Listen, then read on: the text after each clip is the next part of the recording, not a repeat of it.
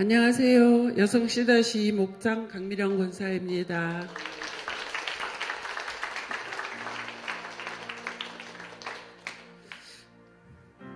선교에 대해 아무것도 모르고 생각도 없던 제가 2016년에 우리 교회가 처음으로 갔던 필리핀 아웃리치를 다녀오고 하나님의 은혜로 두 차례 필리핀 아웃리치를 더 다녀오면서 인도와 북방 선교지에도 자연스럽게 마음이 생겼습니다. 인도 아웃리치를 사모하는 마음은 있었으나 만만치 않은 비용과 긴 일정으로 쉽게 결정을 내릴 수가 없어 몇 차례 갈등하다가 지나가곤 했는데 1년에 한 번뿐이니 더 늦기 전에 다녀오자 하는 마음으로 결단을 하게 되었습니다.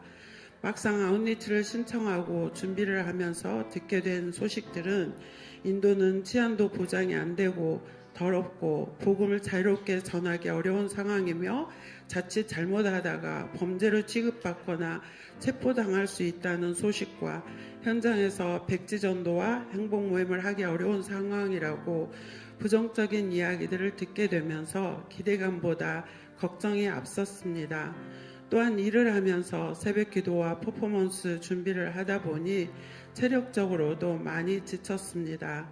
하지만 아웃리치 기간 내에는 기도했던 대로 모든 일정을 건강하게 잘 감당할 수 있게 하셨습니다. 아웃리치를 위한 새벽기도가 시작되고 인도 땅을 위해 기도를 하면서 하나님께서는 예수님을 알고 믿고 겉으로 열려있는 필리핀보다 복음을 거절하고 핍박하는 인도 땅은 죄악된 이 땅의 모형이고 암흑과 같은 땅이지만 인도 땅을 치유하시기 위해 예수님을 보내신 하나님의 마음이 있다는 것을 느끼게 해주셨습니다. 그렇게 인도 땅과 아웃리치를 위해 기도로 준비하게 되었습니다. 아웃리치 첫날 예배 시간에 델리교회 박하늘 센터장님께서 인도의 인구는 약 14억 명으로 세계 1위이며 2200개가 넘는 종족이 있고 대륙과 같은 나라로서 주변 국가에 미치는 영향도 크다는 배경 설명과 델리 교회가 330 비전으로 주변국까지 하나님 나라를 세워갈 것이다라는 비전을 선포하셨습니다. 그때 그동안 들어왔던 암흑의 땅 인도가 아니라 인도를 향해 기대하고 소망하는 마음이 생겼습니다. 둘째 날부터는 전도하기 어려울 것이라고 들었던 것과는 다르게 각 팀으로 정해진 장소에 가서 보니 다양한 방법으로 현지인들이 경계하지 않게 인스타 아이디를 오픈해 줄 수 있는 방법으로 자연스럽게 관계를 맺을 수 있도록 전략이 세워져 있었습니다. 현지인들은 전혀 경계하지 않고 오히려 한국인에 대한 호기심과 열린 마음으로 먼저 다가오는 분들도 많았습니다. 그들에게 델리교회 초청 예배를 소개하고 초청했을 때도 열린 마음으로 반응해 주었습니다. 그리고 그동안 섬김을 통해 신뢰가 쌓인 가족과 친구들을 델리교회 성도들의 가정에 초청해서 행복 모임도 하였습니다. 복음을 전하기 어려운 상황인데도 탁월한 전략과 사랑과 섬김으로 신뢰가 쌓인 좋은 관계로 복음이 건너가는 다리가 되는 것을 확실히 보고 느낄 수 있었습니다. 언어가 자유롭지 못하고 연습도 하지 못한 상태에서 각자 파트를 나누어 복음을 전한다고 했을 때 걱정도 되었지만 3개 국어로 통역이 잘 되어 있어 어려움이 없이 자유롭게 소통할 수 있었습니다. 좋은 팀워크 속에서 초청된 영혼에 집중할 수 있었습니다. 우리 팀은 두 청년의 가정에서 어머니께 복음을 전했는데 그 어머니께서 초청 예배에 오셨고 그 어느 때보다 반갑고 감사한 마음이 들었습니다. 주일 키즈 예배는 교회와 거리가 멀어 예배 드릴 수 없는 아이들을 위해 차로 40분 거리나 떨어져 있는 동네를 찾아가서 위험을 감수하며 오픈된 공원에서 매주 키즈 예배를 드리고 있었습니다. 아이들은 단정하게 차려입고 헌금도 준비해 와서 순수하게 찬양하며 예배를 드렸습니다. 교회 건물이 없어도 교회를 세우고 예배를 세워가는 현진 사역자들을 보았습니다.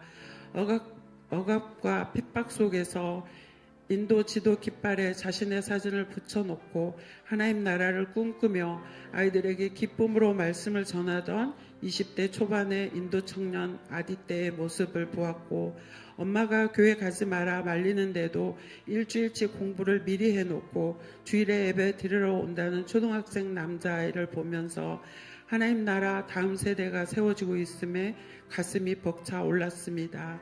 이 시간을 통해 모든 상황이 문제가 아니라 그 상황을 뚫고 나가는 사명이 중요하다는 것을 깨닫는 시간이었습니다.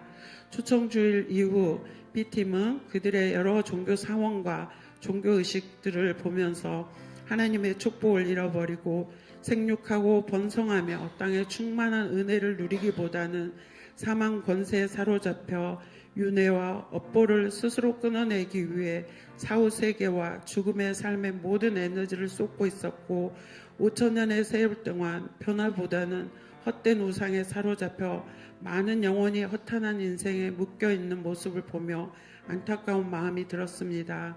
이 모습을 보면서 제 안에 사망 권세를 이기시고 우리를 죄에서 구원하신 예수 그리스도의 십자가의 승리의 복음의 절대 능력을 누리는 은혜의 복음이 더욱 선명해졌습니다. 미션 수행을 위해 이동하는 차에서 영어와 한국말을 능통하게 잘해 현지 삼성에 다니고 있다는 현지 사역자 입시타가 우리가 선교하려는 마음으로 와서 그렇지 인도는 더럽고 복잡해서 싫을 것 같다라고 말했습니다. 그때 저는 우리나라도 그리 오래되지 않은 시간에 복음의 능력으로 변화되었음을 상기하게 되었고, 언더우드 선교사님의 기도문을 나누면서 우리가 이 땅에 태어나 하나님을 믿고 꿈꾸고 복음을 전할 수 있는 축복을 누리게 된 것은 결코 당연한 일이 아닌 은혜임을 절실히 깨닫게 되었습니다. 이번 아웃리치를 통해 선교를 위한 막연한 기도가 아니라 첫날 센터장님께서 말씀하신 것처럼 인도가 복음으로 변화되고 세계 비전으로 열방에 미칠 영향력을 생각하며 같은 꿈을 품고 기도하고 후원하며 다음 세대를 세워가야겠다는 결단을 하게 되었습니다. 돌아와서도 하나님의 은혜를 누리는 복음의 빚진 자로, 또한 이 땅에 복음을 거절하고 믿지 않는 영혼들의 마음도 그들과 다르지 않다는 것을 깨닫게 하셨습니다. 믿지 않은 영혼들의 영적 갈급함을 기억하며 하나님이 신뢰할 수 있는 믿음의 일꾼으로 주신 사명 감당할 수 있기를 소망합니다. 아웃리치를 준비하며 기도했던 기도 제목대로 선교 비전과 복음 전하는 사명을 깨닫게 하시고 주님의 마음을 알게 하셔서 영혼을 사랑하는 마음을 부어달라고 기도했던 대로 다 응답해 주셨습니다. 함께 기도해 주신 기도짝 분들과 공동체 깊이 감사드립니다. 언제나 방향을 잃지 않도록 이끌어 주시는 담임 목사님께 감사드립니다. 부족하고 연약한 저를 포기하지 않으시고 새로운 꿈을 꾸게 하신 하나님께 모든 영광을 올려드립니다. 감사합니다.